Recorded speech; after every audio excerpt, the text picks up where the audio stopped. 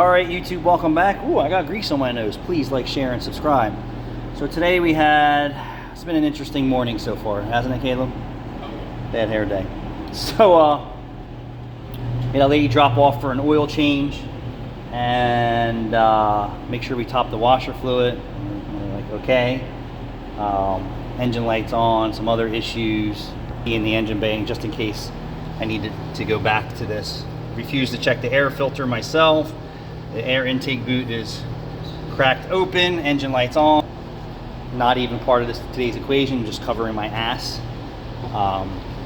But the car does have an oil leak, and if it's leaking on the frame and the exhaust and we're here for an oil change, we don't work on systems that are leaking, and unfortunately we just say no, and that's that. I won't let the customer sign a waiver or any of that other crap. I guess their last mechanic left body clips up here. Maybe one day he'll come back and find them. That's not sure. Anyway, I just saw that. I'll just leave them right where they were. So the oil leak was coming from the VTEC solenoid, and I just wanted to make sure I get a video of this. You can see the gasket's flat, and this is like a 200,000 mile, 270,000 mile. What's it say on that mileage, Caleb?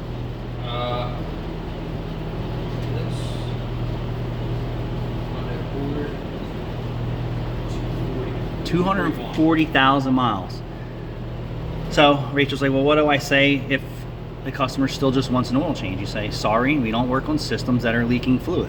I wouldn't rotate your tires if they were bald and had cords coming out of them and leaking. So if the system has a problem where I don't feel comfortable working on it, we're just going to tell you.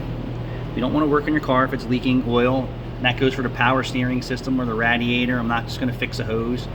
If the radiator hose is bad and the radiator is leaking, we're not doing that. We're not doing that here in this shop. I mean, there's plenty of clowns out there that'll do that for you, but there's no clowns in this shop. So after Rachel sent her some pictures of what was going on, I guess she has to know that there's issues. I mean, the engine light doesn't come on all by itself. But I'm not prepared for that today. But the VTEC solenoid was leaking oil, and the customer did agree to fix it, so I figured I'd make a video about it. Let me just get over to it. And then you can see on the bottom here that it's covered in oil, and the undercarriage is worse than that. It should be dry like this on this side. So place that, we're going to get it all fixed up, and I'll clean up the mess under there, and she'll be on her way, and maybe we'll see her again, and maybe we won't. But yeah, we're seeing a lot of high mileage vehicles in here with lots of issues. That's expensive. For a 104-piece set? Sorry, Snap-on, if you don't come around, you lose the opportunity. I'm ready to buy a Snap-on set, but we don't have a tool. I would never do it. You know me. I would tell you if it's a good idea or if it's a bad idea.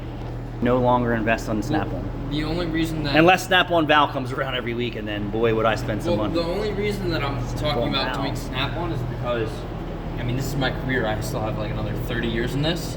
Yeah, I get it. How many sets of sockets am I going to break in 30 years? To the point where, I wouldn't get the chrome moly ones unless you're... Chrome moly's disposable, and we're hard on tools. We are definitely not. That's why I want to get... Caleb and I are fast and efficient, and we don't care if we're breaking tools. That's why I want to go Snap-on. Yeah. Because if I'm getting chromoly sockets, because it's going to be my everyday, just like quick, bust it out. I wouldn't do it. I wouldn't give Snap-on any other. In 2 years in my career here in Cinnaminson, right? I don't know what it is with Cinnaminson. 3. Glenn was here when I started.